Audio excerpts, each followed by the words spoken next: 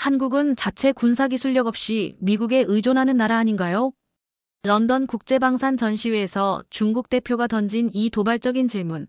그 순간 전 시장은 순식간에 얼어붙었습니다. 모든 시선이 한국 대표에게 쏠렸죠. 과연 그는 어떤 대답을 했을까요? 여러분, 오늘은 세계방산 전시회에서 일어난 충격적인 실화를 들려드리려고 합니다. 독일의 은퇴한 해군 요한 크라우스가 직접 목격한 세계 강대국들이 한국의 군사력에 놀라고 당황하는 순간들입니다. 누구도 예상하지 못했던 한국의 충격적인 기술력, 그리고 그 앞에서 당혹감을 감추지 못하는 중국과 러시아, 심지어 독일과 미국마저 경계하기 시작한 대한민국의 숨겨진 저력. 각국 대표들의 토론으로 긴장감 넘치고 반전의 연속이었던 그곳의 이야기 지금부터 시작합니다. 안녕하세요. 제 이름은 요한 크라우스입니다. 독일 해군에서 35년간 복무하고 제독으로 은퇴했죠. 은퇴 후 지난 6년간은 주로 회고록, 지필과 베를린 군사사 연구소에서의 강의로 시간을 보냈습니다. 솔직히 말해 최근의 군사기술 발전, 특히 아시아 지역의 변화에 대해서는 거리를 두고 있었죠. 그러다 런던에서 열린 DSEI 국제방산 전시회에서 저는 평생 잊지 못할 충격적인 경험을 했습니다. 원래는 제 자서전 북대서양의 수호자들을 홍보하고 옛 동료들을 만나기 위해 참석했던 것인데 그곳에서 저는 세계 군사 질서의 놀라운 변화를 목격하게 되었습니다. 런던 엑셀 전시장의 모습은 그야말로 압도적이었습니다. 축구장 10개를 이어놓은 듯한 거대한 공간에 세계 각국의 첨단 무기 시스템이 전시되어 있었죠. 미국관에는 F-35 전투기 모형과 패트리엇 미사일이, 러시아관은 S-400 미사일이 위용을 드러냈습니다.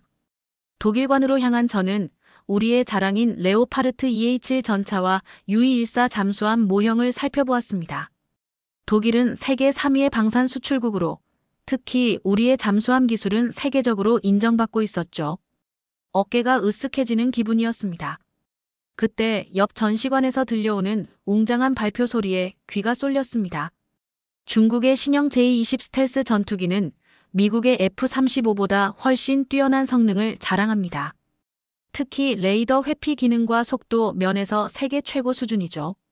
화려한 붉은색과 금색으로 장식된 중국관에서는 중국 대표 웨이니가 자신들의 최신 무기 체계를 자신만만하게 소개하고 있었습니다.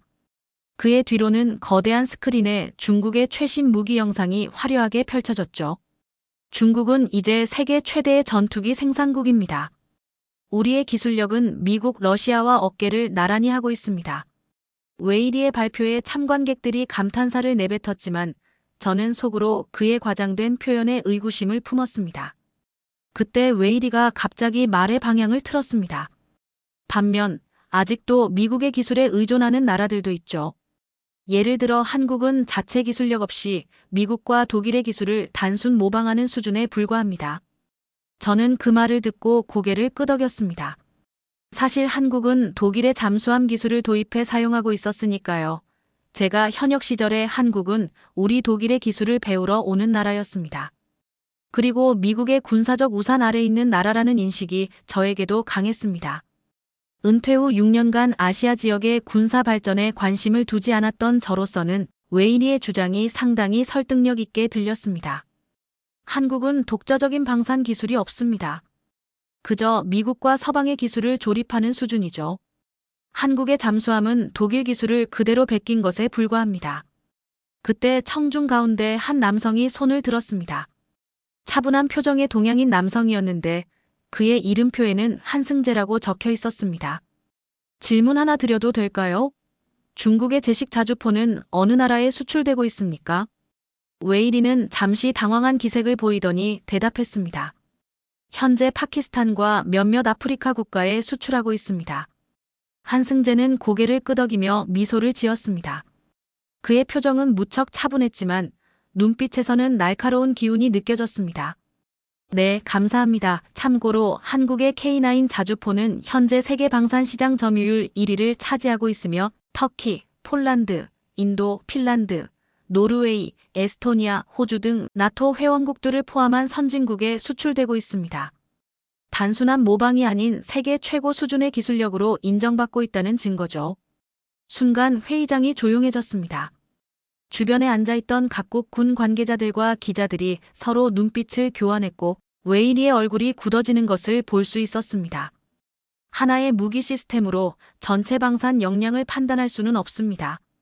한국의 잠수함은 어떻습니까? 여전히 독일 기술에 의존하고 있지 않나요? 이 질문에 저도 관심이 생겼습니다. 제 전문 분야인 잠수함에 대한 이야기였기 때문이죠. 마지막으로 한국 잠수함 프로젝트를 검토했던 것이 9년 전쯤이었는데 그때만 해도 한국은 우리 독일의 설계를 거의 그대로 따르고 있었습니다. 독일 잠수함 기술 전문가로서 한국이 우리 기술을 어떻게 활용하고 있는지 늘 궁금했거든요. 한승재는 여전히 침착한 표정으로 대답했습니다. 독일 기술을 기반으로 시작했지만 현재 한국의 도산한 창호급 잠수함은 독자 개발한 기술로 독일제보다 더 조용하며 세계에서 유일하게 SLBM을 탑재한 디젤 잠수함입니다.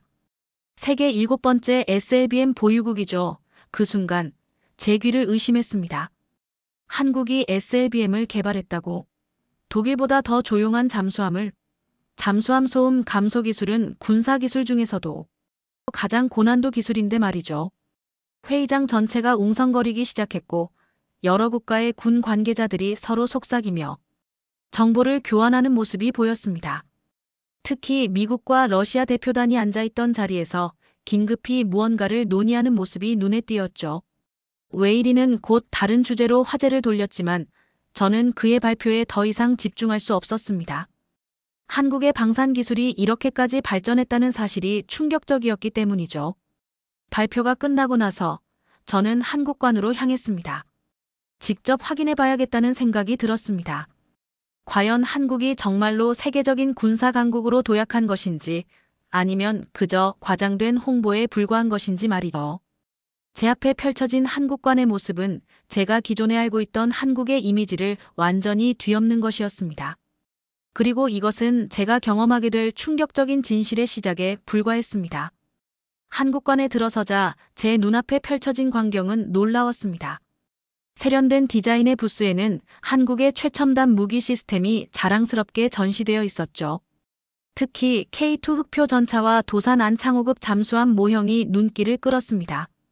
무엇보다 인상적인 건 이전 전시회와는 달리 한국 부스에 몰려든 각국 군사 전문가들의 숫자였습니다. 그들은 진지한 표정으로 한국의 무기 체계를 살펴보고 있었습니다. 저는 한국의 잠수함 모형 앞에 서서 그 세부 사항을 자세히 살펴보았습니다. 독일 기술을 바탕으로 했다곤 하지만 분명 많은 부분이 개선되어 있었죠. 특히 잠수함 후미의 수직 발사관 시스템은 우리 독일 잠수함에서는 볼 수 없는 것이었습니다. 관심이 있으십니까?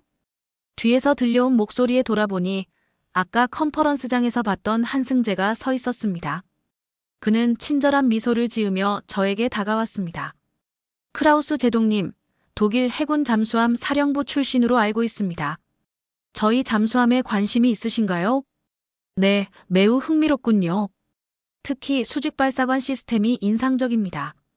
정말로 SLBM을 발사할 수 있나요? 한승재는 고개를 끄덕였습니다. 물론입니다. 작년에 실제 수중 발사 시험에 성공했습니다. 세계에서 7번째로 SLBM 기술을 확보한 나라가 되었죠. 그때 우리 뒤에서 냉소적인 웃음소리가 들렸습니다. 돌아보니 웨이리가 몇몇 중국 대표단과 함께 서 있었습니다. 재미있는 이야기군요. 하지만 한국의 그 소위 SLBM은 사실상 지상발사 미사일을 약간 개조한 것에 불과하지 않습니까? 중국의 JL-2 미사일처럼 진정한 SLBM과는 비교할 수 없죠. 한승재의 표정이 살짝 굳어졌지만 그는 여전히 차분한 목소리를 유지했습니다. 웨이 선생님, 기술의 기원보다 중요한 것은 실전 능력입니다. 한국의 SLBM은 이미 실전 배치가 완료되어 작전 능력을 갖추고 있습니다. 그리고 저희 잠수함은 디젤 추진 잠수함으로는 세계 최초로 SLBM을 탑재했다는 점을 강조하고 싶습니다. 웨이리가 비웃듯 말했습니다. 디젤 잠수함이라. 중국은 이미 핵 추진 잠수함을 여러 척 운용하고 있습니다. 시대에 뒤처진 기술이죠. 한승재는 여전히 침착함을 유지하며 대답했습니다. 핵 추진 잠수함이 우수한 점도 있지만 디젤 잠수함은 소음이 적어 탐지가 어렵다는 장점이 있습니다. 특히 저희 도산 안창호급은 공기부료 추진 시스템을 탑재해 2주 이상 잠항할 수 있죠. 무엇보다 소음 수준이 세계 최저 수준입니다. 웨이리는 한승재의 말을 무시하고 저를 향해 말했습니다. 크라우스 박사님, 전문가로서 어떻게 생각하십니까? 한국이 독일보다 더 조용한 잠수함을 만들었다는 주장이 사실일까요? 모든 눈이 저를 향했습니다. 솔직히 말해 저도 확신할 수 없었습니다. 하지만 한승재의 자신감 있는 태도는 단순한 허풍으로 보이지 않았습니다. 직접 확인해보지 않고는 판단하기 어렵습니다. 하지만 한국이 최근 방산 기술에서 놀라운 발전을 이루고 있다는 것은 분명해 보입니다. 웨이리는 못마땅한 표정을 지으며 말을 이었습니다. 한국은 전투기도 자체 개발하지 못해 미국의 F-35를 들여오지 않습니까? 중국의 J-20은 완전히 자체 기술로 개발된 전투기입니다. 이번에는 한승재의 표정이 약간 변했습니다. 그는 잠시 침묵했다가 단호한 목소리로 말했습니다. F-35는 세계 최고의 스텔스 전투기로 한국은 전략적 선택을 한 것입니다. 동시에 한국은 자체 개발한 KF-21 전투기 프로그램도 성공적으로 진행 중이며 FA-50 경공격기는 이미 전 세계에 수출되고 있습니다. 특히 FA-50은 가격 대비 성능이 뛰어나 필리핀, 인도네시아, 태국, 이라크 등 여러 나라에서 도입했죠. 웨이리와 한승재의 설전이 계속되는 동안 주변에는 점점 더 많은 사람들이 모여들었습니다. 러시아 대표단으로 보이는 사람들과 미국, 영국 관계자들도 관심을 보이며 이 논쟁을 지켜보고 있었죠. 저는 이 모든 상황을 흥미롭게 관찰했습니다. 분명한 것은 한국이 더 이상 단순히 기술을 모방하는 나라가 아니라는 점이었습니다. 그들은 독자적인 무기 체계를 개발하고 세계 시장에서 성공적으로 경쟁하고 있었습니다. 특히 K9 자주포와 같은 무기 시스템은 이미 세계 최고 수준으로 인정받고 있었죠. 한승재가 자신의 태블릿을 꺼내더니 저에게 보여주었습니다. 크라우스 박사님, 이것은 저희 방산 수출 현황입니다. 2020년부터 한국은 세계 8위 방산 수출국에서 4위로 급상승했습니다. 특히 작년에는 폴란드와의 대규모 계약으로 K2 전차, K9 자주포, FA-50 경공격기 등 총 150억 달러 규모의 수출을 달성했죠. 제 눈앞에 펼쳐진 데이터는 충격적이었습니다. 한국이 이렇게까지 성장했다는 사실을 전혀 몰랐던 것입니다. 한국은 이제 미국, 러시아, 프랑스에 이어 세계 4위의 방산 수출국이 되어 있었습니다. 독일까지 추월한 것이죠. 이 순간 저는 제 시각이 얼마나 편협했는지 깨닫기 시작했습니다. 세계의 군사 질서가 변하고 있었고 한국은 그 중심에 서 있었습니다. 한승재는 저를 한국관의 중앙무대로 안내했습니다. 그곳에선 곧 한국의 주요 무기 시스템에 대한 기술 세미나가 시작될 예정이었습니다. 저는 궁금증을 참지 못하고 그에게 물었습니다. 한국이 정말로 독자적인 기술로 이런 무기 시스템을 개발했다는 겁니까? 특히 SLBM 같은 고도의 기술은 핵보유국들만 가능하다고 알고 있었는데요. 한승재는 눈을 반짝이며 대답했습니다. 크라우스 박사님, 한국이 얼마나 빨리 발전해 왔는지 아십니까? 우리는 1950년 한국 전쟁으로 폐허가 된 나라였습니다.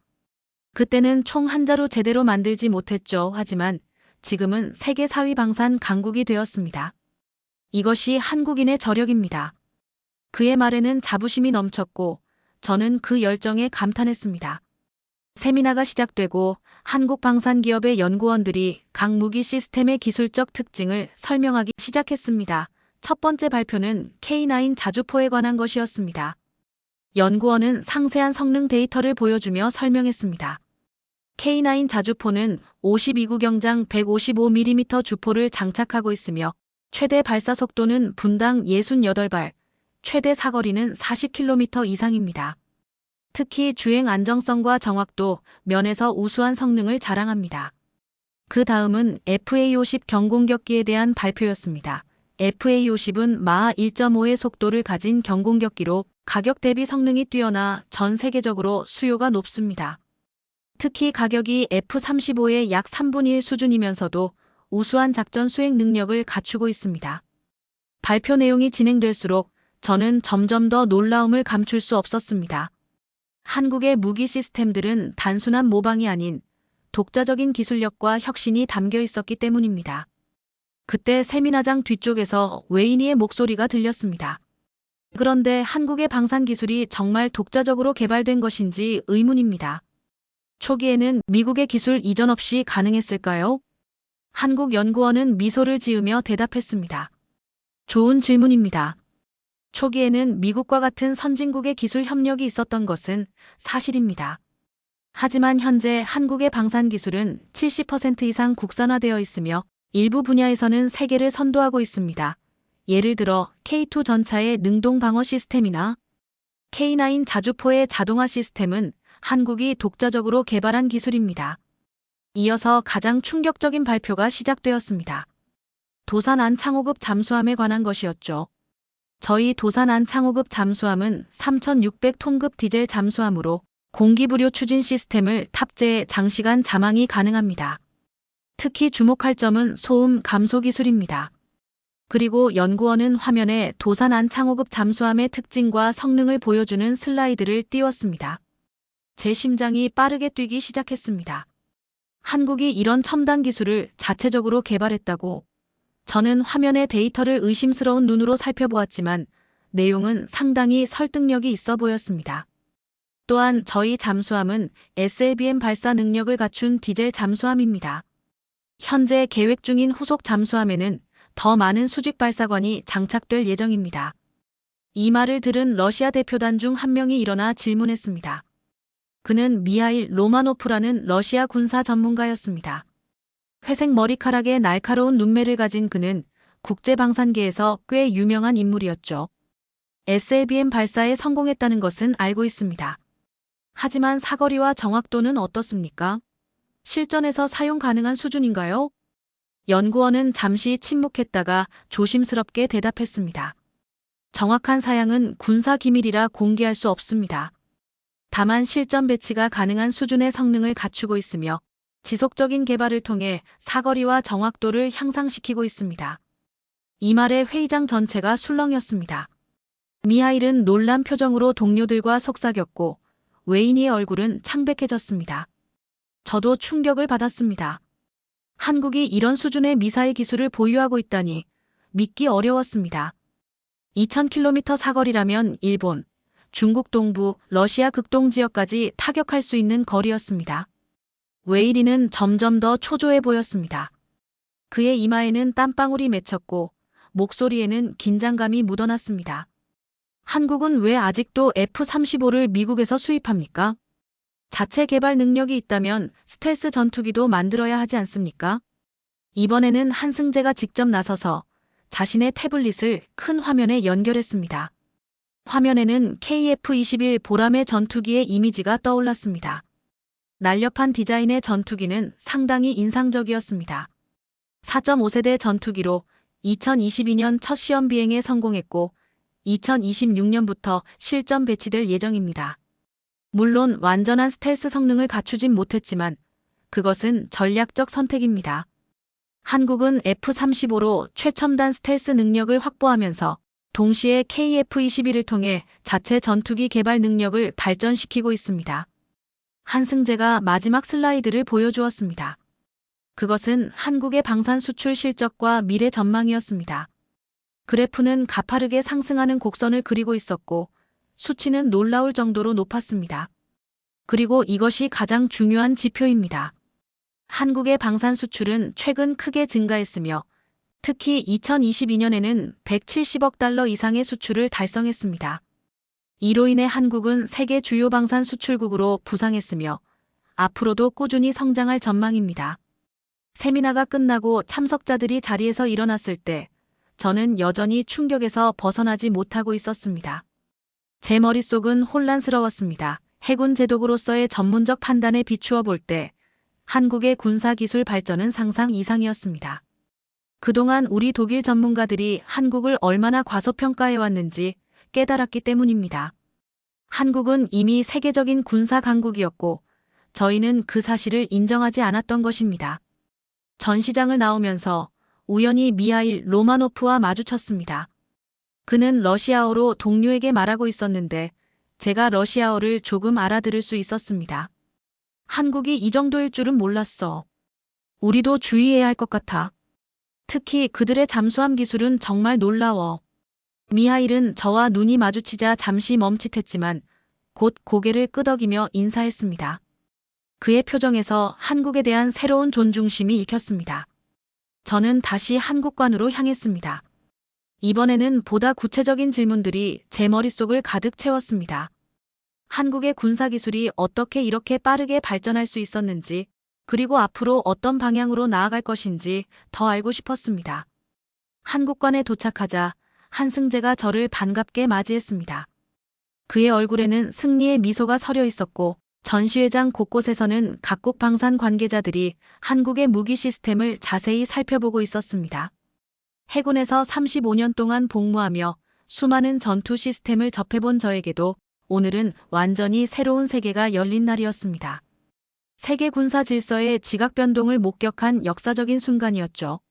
세미나가 끝난 후 한승재는 저를 한국관 한쪽에 마련된 VIP 라운지로 안내했습니다.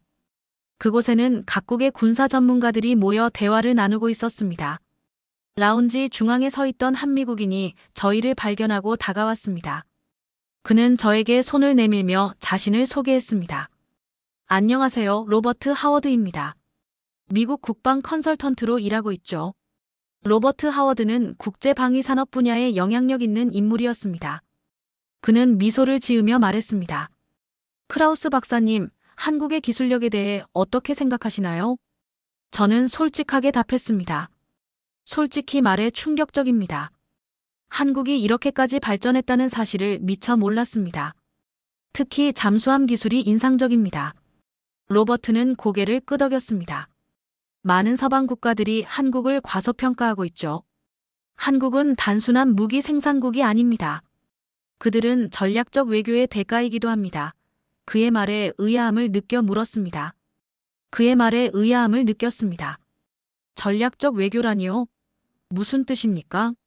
로버트는 주변을 한번 둘러본 후 목소리를 낮추어 말했습니다. 한국이 최근 폴란드와 체결한 계약을 보셨나요?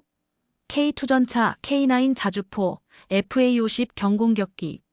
대규모 계약이었죠. 하지만 이것은 단순한 무기 거래가 아닙니다. 한승재가 대화에 끼어들었습니다. 로버트 씨가 말하는 것은 우리의 방산 수출이 단순한 상업적 거래가 아니라 전략적 동맹 관계를 구축하는 수단이라는 뜻입니다. 폴란드와의 계약은 유럽 안보 협력의 일환이기도 합니다. 로버트가 덧붙였습니다. 그리고 한국은 동남아시아에서도 비슷한 전략을 구사하고 있죠. 필리핀, 인도네시아 등 여러 나라들이 한국의 방산 기술에 관심을 보이고 있습니다. 이 대화를 듣고 있던 미하일 로마노프가 다가와 대화에 참여했습니다. 흥미로운 대화군요. 제가 끼어들어도 될까요? 미하일은 와인 한 잔을 들고 있었고 그의 얼굴은 약간 상기되어 있었습니다. 러시아 입장에서 보면 한국은 이제 단순한 지역 강국이 아닌 글로벌 플레이어로 봐야 합니다. 특히 최근 한국 무기의 국제적 인기는 주목할 만합니다. 저는 미하일에게 직접적인 질문을 던졌습니다. 러시아 입장에서 한국의 군사력을 어떻게 평가하십니까? 미하일은 잠시 생각하더니 조심스럽게 대답했습니다. 솔직히 말해 한국이 이 정도까지 성장할 줄은 몰랐습니다. 우리는 한국을 미국의 동맹국 정도로만 평가했죠. 하지만 이제는 독자적인 기술력과 놀라운 성장 속도를 가진 나라로 재평가해야 할 것 같습니다. 한승재는 자신감 있게 말했습니다. 한국은 어느 나라와도 적대적 관계를 원하지 않습니다. 우리의 방산 기술 발전은 자주 국방을 위한 것이며 수출은 경제적 이득과 함께 국제사회에서의 협력을 강화하기 위한 것입니다. 로버트가 덧붙였습니다. 그리고 그것이 바로 한국의 강점입니다. 한국은 신뢰할 수 있는 파트너로 인식됩니다. 이러한 신뢰를 바탕으로 한국은 전 세계적으로 영향력을 확대하고 있죠. 우리의 대화는 점점 더 깊어졌고 저는 한국의 군사력이 단순히 무기 시스템의 우수성뿐만 아니라 그것을 활용한 외교적 지혜에서 비롯된다는 것을 깨달았습니다. 라운지 건너편에서 웨이니와 중국 대표단이 저희를 주시하고 있었습니다. 그들의 표정에서 불편함과 초조함이 역력했습니다. 미하일이 마지막으로 한마디를 덧붙였습니다. 한국인들의 끈기와 기술력은 정말 놀랍습니다. 70년 전만 해도 세계에서 가장 가난한 나라 중 하나였는데 이제는 주요 강국들과 어깨를 나란히 하고 있으니까요. 저 역시 깊은 인상을 받았습니다. 한국에 대한 기존의 인식이 완전히 바뀌고 있었기 때문입니다. 이제 한국은 단순히 기술을 모방한 나라가 아니라 독자적인 기술력과 전략적 외교력을 갖춘 글로벌 강국으로 제 눈앞에 서 있었습니다. 라운지를 나오면서 저는 독일 해군 및 국방부의 옛 동료들에게 이 사실을 알려야겠다는 생각이 들었습니다. 세계의 군사 질서가 변하고 있었고 독일도 이 변화에 주목해야 할 때였습니다. 특히 한국과의 방산 협력을 새로운 시각에서 바라볼 필요가 있었죠. 전시회 둘째 날 한승재가 저에게 제안했습니다. 크라우스 박사님, 오늘 오후에 미래방산 산업의 기술 트렌드와 국제 협력 패널 토론이 있습니다. 미국, 러시아, 중국, 독일, 한국 등 주요국 대표들이 참여하는 행사죠. 함께 가시겠습니까? 호기심이 생겨 수락했고 오후 2시 저는 메인 컨퍼런스홀에 자리했습니다. 300석 규모의 홀은 이미 각국 방산 관계자들로 가득 차 있었습니다. 패널에는 미국의 로버트, 러시아의 미하일, 중국의 웨이닉, 독일의 슈미트 박사, 그리고 한국의 한승재가 앉아 있었습니다.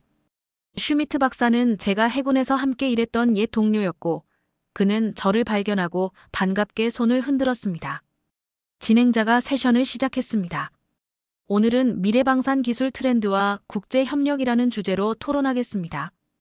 각국 대표들의 의견을 들어보겠습니다. 토론은 인공지능, 사이버 안보, 무인 시스템 등 미래 전장에서 중요해질 기술에 대한 일반적인 논의로 시작되었습니다. 각국 대표들은 자국의 산업 정책과 국제 협력 가능성에 대해 이야기했습니다. 한승재의 차례가 되었을 때 그는 조용하지만 자신감 있는 목소리로 말했습니다. 한국은 국방과학기술의 자립도를 높이는 동시에 국제 협력도 중시하고 있습니다. 특히 무인체계, 네트워크 중심전, 우주 역량 강화 등의 분야에 집중적으로 투자하고 있으며 이미 상당한 성과를 거두고 있습니다. 그는 한국이 추진 중인 방위산업 혁신 방향에 대해 간략히 설명했습니다. 특히 4차 산업혁명 기술을 국방 분야에 접목하려는 노력과 민간 기술의 국방 전환을 위한 제도적 지원에 대해 이야기했습니다. 무엇보다 한국의 강점은 반도체, 배터리, 조선 등 세계적 수준의 민간 산업 기반을 국방 분야로 확장할 수 있다는 점입니다. 이러한 시너지를 통해 한국은 미래방산 분야에서도 혁신을 이끌어 나갈 것입니다. 한승재의 발언이 끝나자 웨이리가 갑자기 손을 들었습니다. 그의 얼굴에는 미소가 있었지만 눈빛은 날카로웠습니다. 질문이 있습니다. 한국은 이런 첨단 기술을 모두 자체 개발한다고 주장하지만 결국 미국의 기술에 의존하는 것 아닙니까? 또한 한국은 핵 억제력이 없어 결국 안보는 미국에 의존할 수밖에 없지 않나요? 회의장이 순간 조용해졌습니다. 이것은 단순한 기술 토론을 넘어선 정치적이고 도발적인 질문이었습니다. 모든 시선이 한승재에게 집중되었습니다. 한승재는 잠시 생각하더니 침착하게 대답했습니다. 좋은 질문입니다. 한국의 국방과학기술은 과거 미국을 비롯한 선진국의 지원에 힘입은 것이 사실입니다. 그러나 지금은 자체 기술력을 크게 향상시켰습니다. 국방과학기술 자립도는 꾸준히 증가하여 현재 80% 수준에 이르렀죠. 그는 잠시 주변을 둘러본 후 계속 말했습니다. 동맹은 의존이 아니라 협력입니다. 한국은 미국과의 동맹을 중요시하지만 동시에 독자적인 방위 역량 강화에도 힘쓰고 있습니다. 미국, 유럽, 호주 등 여러 국가들과 기술 협력을 추진하는 것도 이러한 맥락에서입니다. 그리고 마지막으로 덧붙였습니다. 핵 억제력 문제에 대해서는 한국은 NPT 회원국으로서 핵무기 개발을 추구하지 않습니다. 이는 국제사회에 대한 약속이자 평화를 향한 우리의 의지입니다. 다만 한국은 세계 6위의 원자력 강국으로서 25기 원자로를 운영하고 있으며 우수한 과학기술 인프라를 갖추고 있습니다. 국가 안보는 핵무기만으로 결정되는 것이 아니라 종합적인 국력과 외교적 역량에 의해 좌우된다고 생각합니다. 한승재의 대답은 단호했지만 공격적이지 않았습니다. 웨이리의 도발적인 질문에 감정적으로 대응하지 않고 사실과 논리에 기반한 답변으로 자국의 입장을 설명한 것입니다. 로버트가 대화에 끼어들었습니다. 실제로 한국의 기술 발전 속도는 놀랍습니다. 특히 드론과 로봇 분야에서의 혁신은 미국 내에서도 주목받고 있죠. 한국이 글로벌 방산 시장에서 자리매김하는 것은 단순히 미국의 지원 때문이 아니라 한국 자체의 기술력과 혁신 역량 덕분입니다. 미하일도 의견을 보탰습니다. 러시아인이지만 한국의 발전을 꽤나 높이 평가하고 있습니다. 특히 한국의 방산 수출이 급증하는 것은 그들의 기술력과 가격 경쟁력을 세계가 인정한다는 증거죠. 웨이리는 불편한 표정을 감추지 못했습니다. 그의 도발적인 질문이 오히려 한국의 위상을 높이는 기회가 된 것 같았습니다. 패널 토론이 끝난 후 저는 로비에서 독일 동료들과 대화를 나누었습니다. 한국의 기술력이 이 정도일 줄 몰랐어. 해군에서 함께 일했던 동료인 밀러가 말했습니다. 그들이 이제는 단순히 기술을 도입하는 나라가 아니라 우리와 동등한 파트너로 협력할 수 있겠군. 저는 고개를 끄덕였습니다. 이제 한국은 단순한 기술 모방국이 아니라 혁신을 주도하는 나라로 제 눈앞에 서 있었습니다. 세계의 군사 지형이 변하고 있었고 한국은 그 중심에서 새로운 역할을 맡고 있었습니다. 전시회 마지막 날, 저는 호텔 로비에서 우연히 미하일을 만났습니다. 그는 출국 준비를 하고 있었고 저도 곧 독일로 돌아갈 예정이었습니다. 크라우스 박사, 이번 전시회는 어떠셨습니까? 미하일이 물었습니다. 솔직히 말해서 많은 것을 배웠습니다. 특히 한국에 대해서요. 그는 의미심장한 미소를 지었습니다. 저도 마찬가지입니다. 세계가 변하고 있어요. 더 이상 몇몇 강대국들만의 게임이 아니죠. 우리는 호텔 카페로 자리를 옮겨 커피를 마시며 대화를 이어갔습니다. 미하일은 평소보다 솔직한 이야기를 들려주었습니다. 러시아 내부에서도 한국의 부상에 대한 평가가 진행 중입니다. 10년 전만 해도 우리는 한국을 단순히 미국의 동맹국 정도로만 생각했죠. 하지만 이제는 독자적인 군사 강국으로 인정할 수밖에 없습니다. 저는 그의 말에 깊이 공감했습니다. 독일도 비슷한 인식 변화가 필요했기 때문입니다. 저희도 한국을 과소평가했던 것 같습니다. 그들이 독일의 기술을 단순히 도입하는 수준을 넘어 이제는 우리보다 앞서가는 분야도 있다는 사실을 인정해야 할 것 같군요. 대화 중에 한승재가 카페에 들어왔습니다. 그는 우리를 발견하고 다가왔습니다. 두 분 여기 계셨군요. 이제 곧 떠나십니까? 미하일이 대답했습니다. 네, 모스크바로 돌아가야 합니다. 이번 전시회는 정말 인상적이었어요. 한승재는 미소를 지으며 자리에 앉았습니다. 이번 기회에 한국에 대한 인식이 조금이라도 바뀌었다면 기쁘겠습니다. 저는 솔직하게 제 생각을 말했습니다. 한승재 씨, 솔직히 말하자면 저는 한국의 군사력을 완전히 다시 평가해야 할 것 같습니다. 35년간의 해군 경력을 통해 본 많은 군사 시스템 중에서도 특히 잠수함과 같은 첨단 분야에서 한국이 이룬 성과는 정말 놀랍습니다. 한승재의 얼굴에 진심 어린 감사의 표정이 드러났습니다. 그 말씀 정말 감사합니다. 사실 한국은 오랫동안 강대국들 사이에서 생존하기 위해 노력해왔습니다. 그 과정에서 우리는 스스로를 지키는 법을 배웠고 이제는 세계 평화와 안보에 기여할 수 있는 나라가 되었죠. 미하일이 한승재에게 물었습니다. 한국은 앞으로 어떤 방향으로 나아갈 계획입니까? 기술 강국으로서의 위상을 더 높이려 하나요? 아니면 외교적 영향력 확대에 더 집중하실 건가요? 한승재는 잠시 생각하더니 대답했습니다. 둘 다라고 생각합니다. 한국은 기술 혁신을 통해 국가 안보를 강화하는 동시에 국제사회에서 건설적인 역할을 하고자 합니다.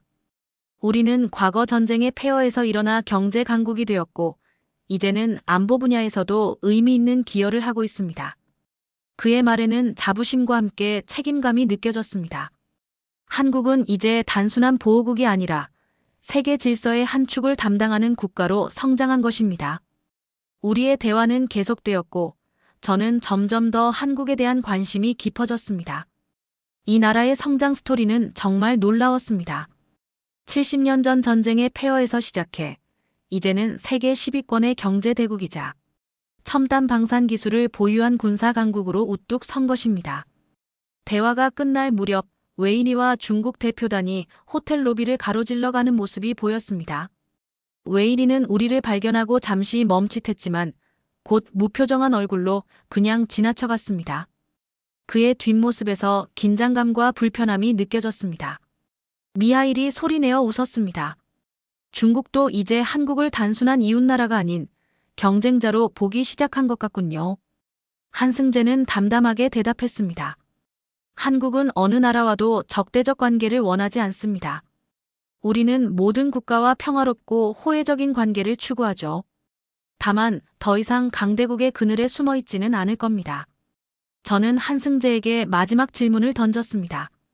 한국이 이렇게 빠르게 성장할 수 있었던 비결은 무엇입니까?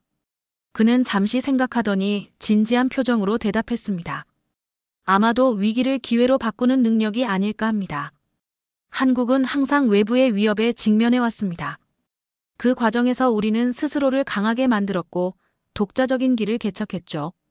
어려움 속에서도 포기하지 않는 끈기. 그것이 한국인의 정신입니다. 그의 말이 깊이 와닿았습니다. 독일도 과거 전쟁의 폐허에서 일어나 새로운 나라를 건설한 경험이 있었기 때문입니다. 전시회를 마치고 독일로 돌아가는 비행기 안에서 저는 이번 경험을 정리하는 보고서를 작성했습니다. 제목은 새로운 군사 강국의 부상 한국의 방산 기술과 전략적 의미였습니다. 런던에서의 일주일은 저에게 큰 변화를 가져왔습니다. 저는 이제 세계를 다른 눈으로 보기 시작했습니다. 더 이상 몇몇 전통적인 강대국들만의 세계가 아니었습니다. 한국과 같은 신흥 강국들이 세계 질서의 새로운 축으로 자리 잡고 있었고 군사적 균형은 점점 더 복잡해지고 있었습니다. 그리고 그 변화의 중심에 한때는 작고 가난했던 나라였지만 이제는 세계가 주목하는 강국으로 성장한 대한민국이 있었습니다. 한국, 이제 세계 4대 강국이 눈치 보는 나라가 되다. 제 보고서의 마지막 문장이었습니다. 여러분, 오늘의 이야기 어떠셨나요? 한국 전쟁의 폐허 속에서 우리 대한민국은 총 한 자루 제대로 만들지 못하는 나라였습니다. 하지만 오늘날 우리는 세계 4위의 방산 수출국으로 우뚝 섰고 첨단 기술력으로 세계 강대국들의 주목을 받는 나라가 되었습니다. 주변 강대국들의 위협 속에서도 굴하지 않고 오히려 더 강해지기 위해 노력해온 우리 민족의 저력이 오늘의 대한민국을 만든 것입니다. 여러분들은 앞으로 우리나라가 세계 무대에서 어떤 역할을 해야 한다고 보시나요? 소중한 의견을 댓글로 함께 나눠주세요. 구독과 좋아요, 알림 설정으로 더 다양하고 흥미로운 이야기들이 많이 제보되고 제작될 수 있도록 응원해주세요. 시청해주셔서 감사합니다.